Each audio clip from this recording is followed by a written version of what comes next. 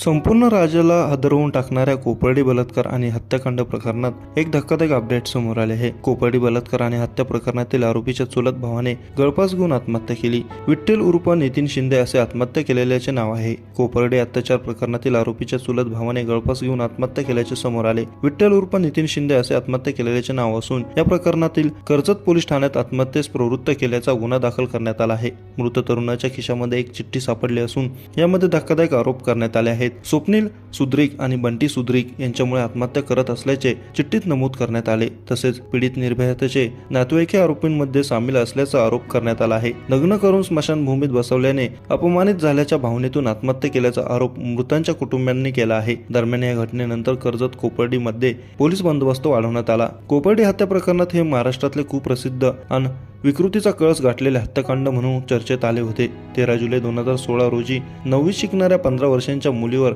तिघा नराधमांनी अत्याचार करून तिचा खून केला होता। या घटनेने संपूर्ण राज्यात संतापाची लाट उसळली होती। या प्रकरणातील 3 आरोपींना न्यायालयाने दोषी ठरवत फाशीची शिक्षा सुनावली होती, ज्यामधील एका आरोपीने कारागृहात आत्महत्या केली।